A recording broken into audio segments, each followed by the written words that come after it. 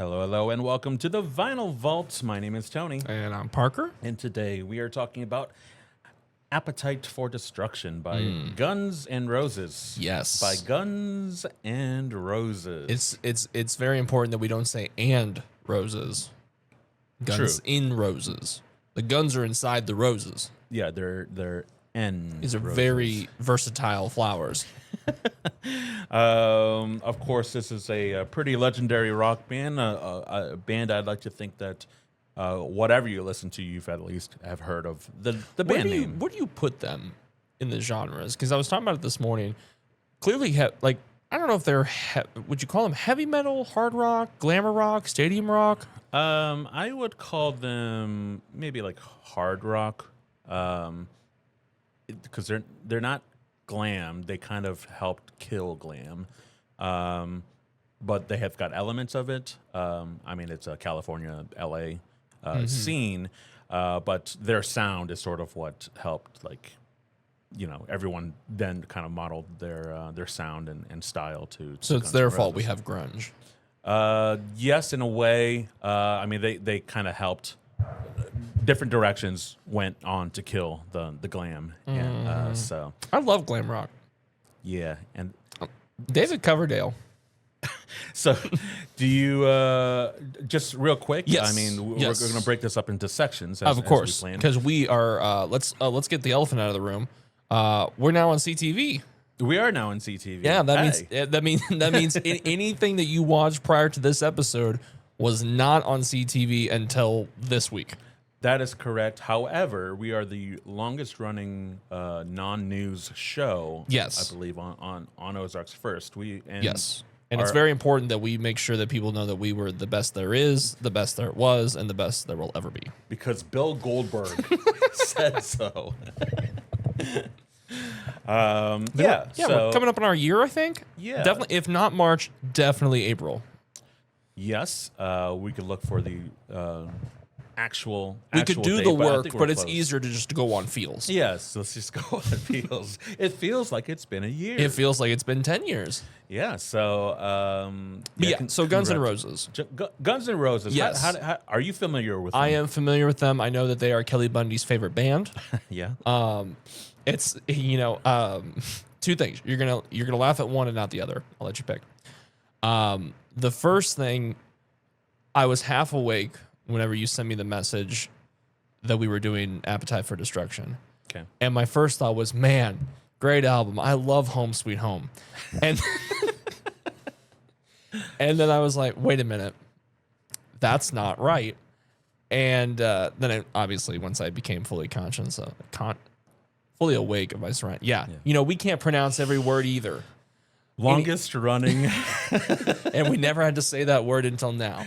CTV. We gotta have a new vocabulary. Yeah. And so, but also I grew up watching a lot of Married with Children. I think it's one of the, I hate the concept of like, oh, they couldn't make that show today. I mean, It's Always Sunny is still running. The fact that you could make lowbrow humor in 2026 is very possible. Yeah. Very 90s. Very 90s. It was the Renegade sitcom. And Can I actually tell you a story that actually branches off of that exactly that I just found out yesterday? yeah. Oh my God, you're related to Al Bundy. Well, Kelly Bundy, Christina Applegate. Christina Applegate, reportedly went on a date with our very own Brad Pitt and to one of the music awards, and was so enamored with Sebastian Bach instead Yes. that she ditched Brad Pitt for Mr. Bach. And Not to be confused with Johann Correct. Sebastian Bach. yes.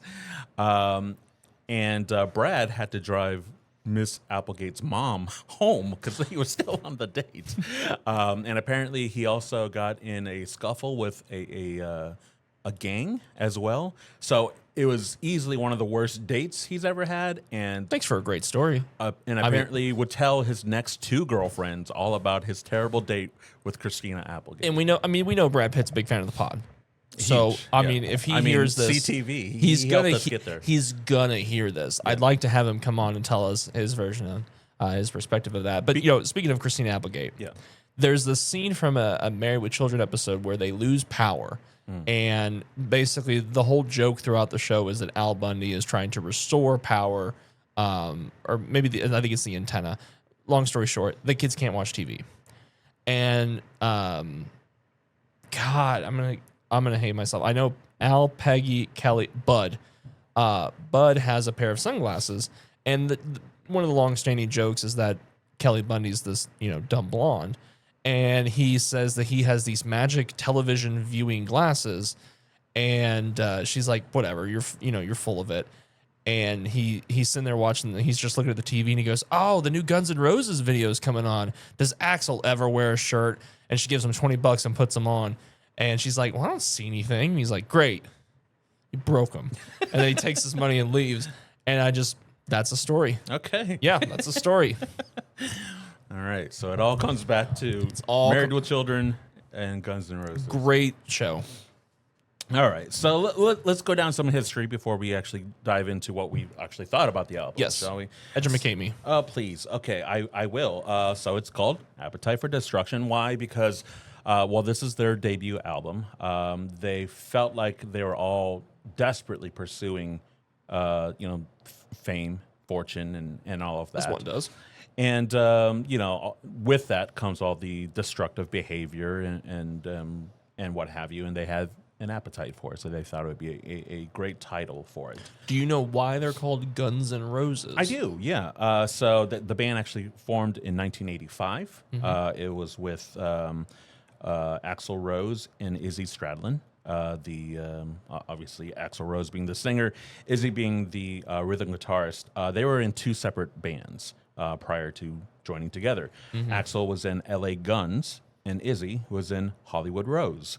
So they, because they were two different bands coming together, Guns N' Roses. Not a fan of the lack of guns or roses on this album cover, but I will let it slide. Well, and that's the thing.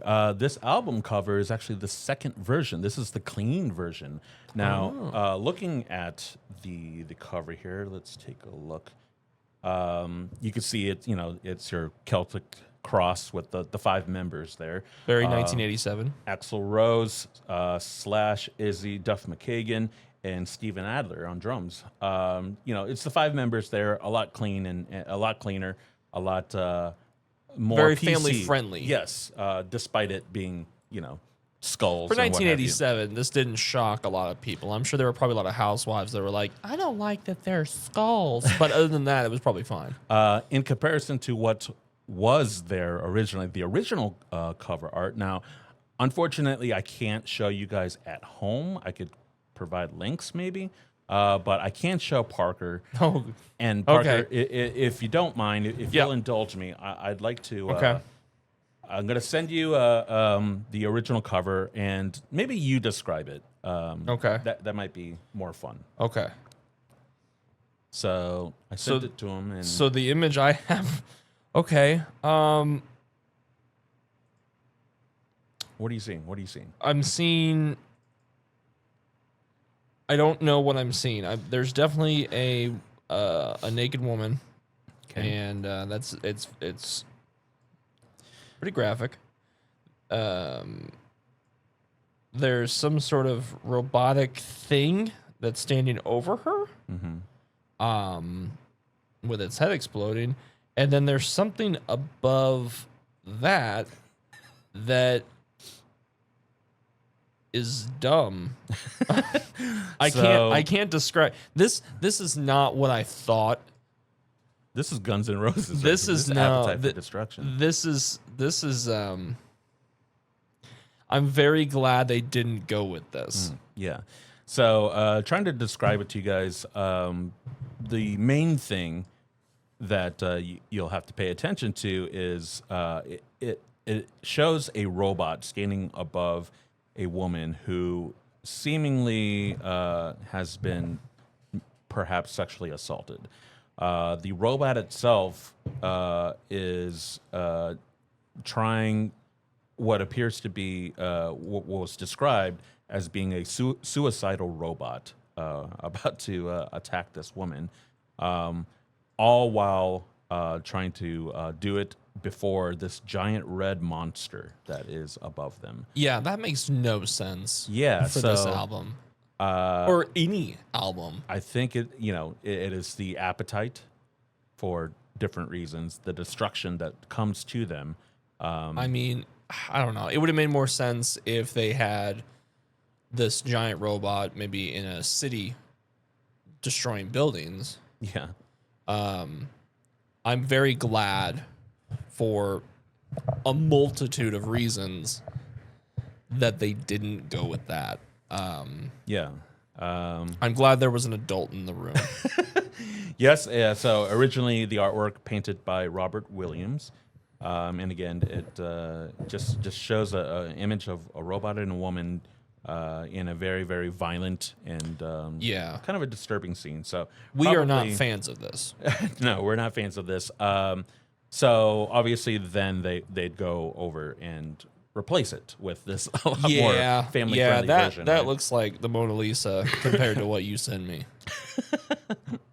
So yes, one of the biggest changes to the album was obviously there.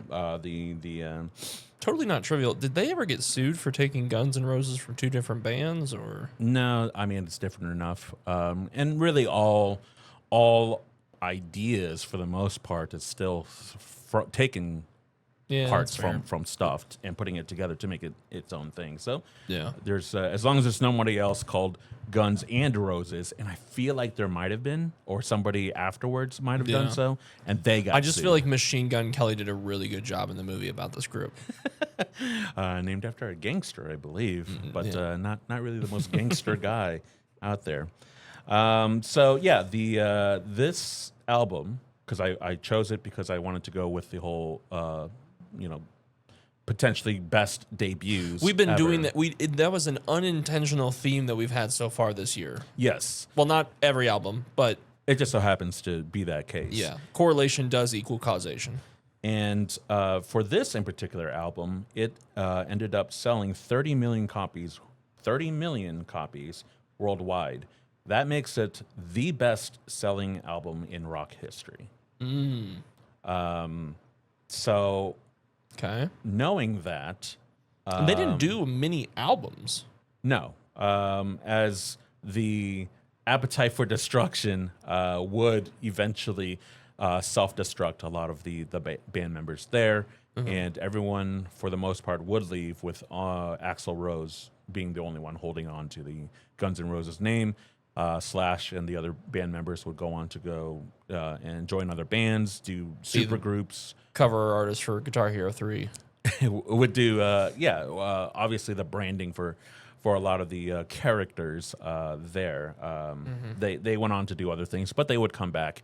And currently, as of right now, with this in current iteration of Guns N' Roses, I mean, Slash, I believe Axl, obviously, and I think it's Duff McKagan that's still with him. Yeah, I saw Slash perform at the Grammys February when they did their Aussie tribute with Post Malone. And, I mean, he still got it. I don't know if Axl still has it. I've seen some videos, and I don't know if Axl still has it. Big fan of the pod, but I am critical. Yeah. Well, why don't we go down and talk about the individual tracks and what we thought about it after this commercial break. And we're back. It's nice to have commercials. Oh, yeah. I mean, we got to pay the bills. It's a CTV thing. I don't even get to pay mine. So we are talking about Appetite for Destruction by Guns N' Roses. And Parker, because our current format of me educating you. I'm so glad this is catching on. And you're reacting and what have you. When I first said Appetite for Destruction, you said, why? So I now I wonder if anything has changed after saying that. Oh, man. I can't remember what album I picked for you last year, but there was one where, we listened to it and there were like 2 or 3 good songs. And you had said that, it might have been better suited if we did like a greatest hits. You probably would have enjoyed the album more if it was a compilation. I think this is a great album. Do I love it? Like, I mean, the top 3 songs are obviously the top 3 hits to me. Those are in my rotation. Yeah. In fact, well, Welcome to the Jungle is not always in my rotation. For anybody who grew up in Southwest Missouri, if your team in any sport or your mascot in high school was the Tigers, this was your intro song. There were no ifs, ands, or buts.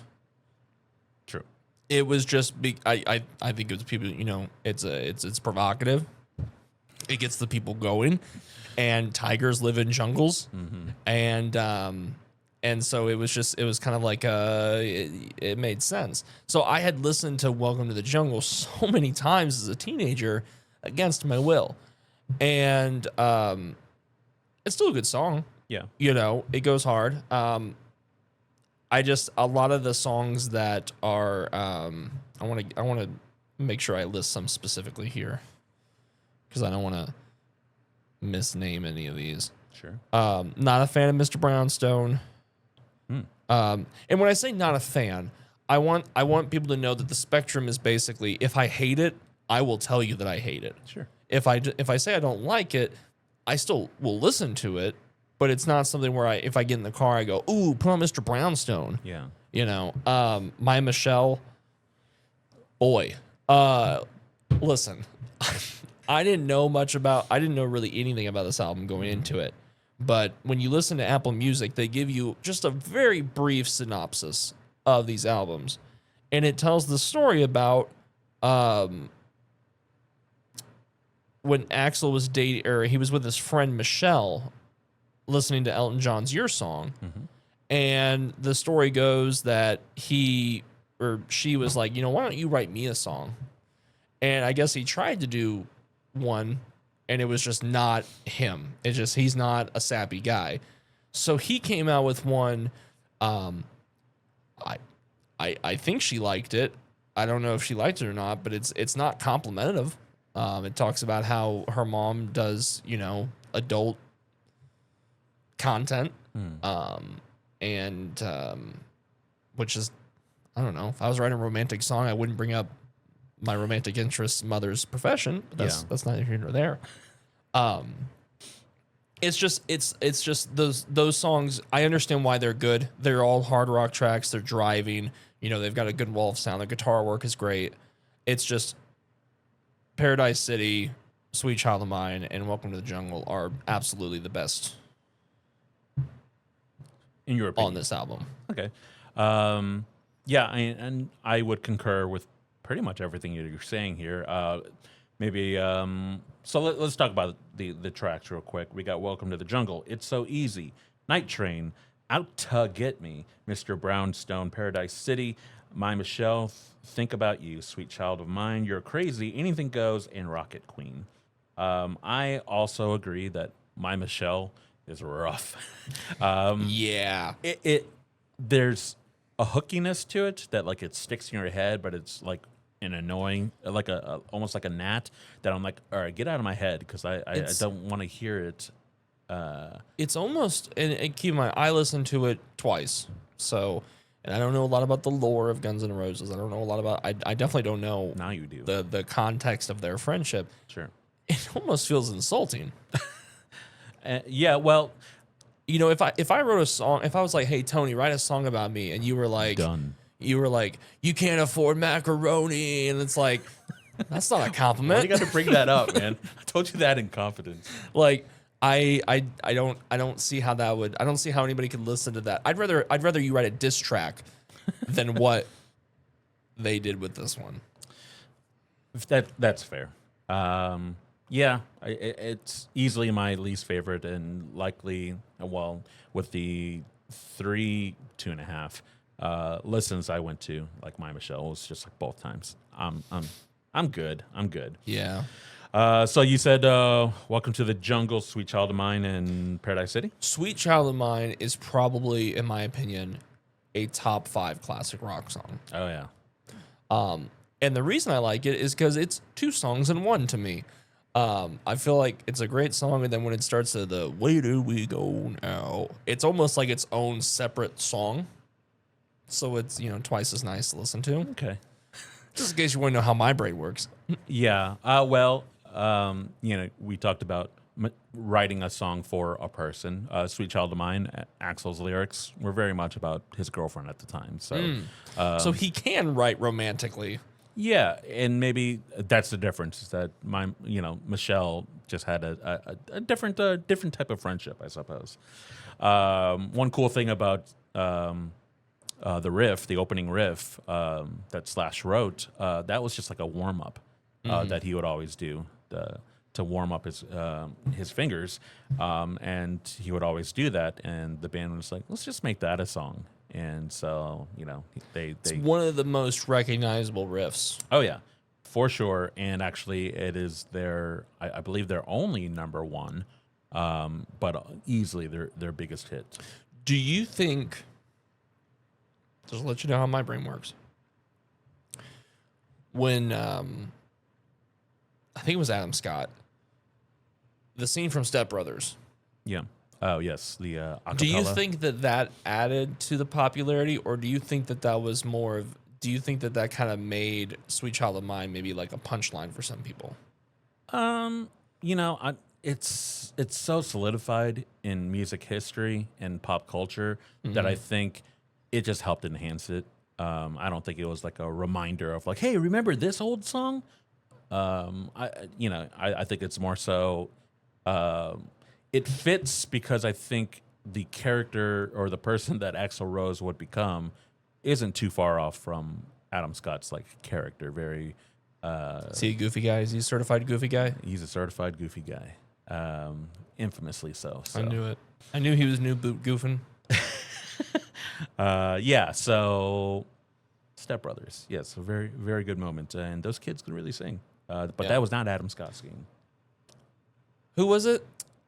Some guy who could sing and was singing right next to them. I'm sorry. I thought you were saying that wasn't Adam Scott no. the scene, and I was like, Yeah. I get him confused with Adam McKay just because their names are Yes. both Adams, and they both do like 2008 comedies. Yes, and I totally thought that Severance was with this Adam McKay guy for a while. He is our Dermot Mulroney and Dylan McDermott. Exactly. Yeah, why don't we take a break, because of course. we gotta keep the lights on. We got to make you guys watch, Activia or whatever. We'll find out. We'll be right back. And we're back. We are talking about Appetite for Destruction. I'm going to cover you up for a second. That's fine. By Guns N' Roses here on the Vinyl Vault. And yeah, we're talking about our favorite tracks here. We just talked a little bit about Sweet Child of Mine. Welcome to the Jungle. I don't know if you know a little bit of lore. Is it about a jungle? It is, but not about a jungle you're thinking of. It's about the Rainforest Cafe. Whenever the boys were walking around in L.A., a homeless man slithered up to them. Slithered. And said, You're going with that.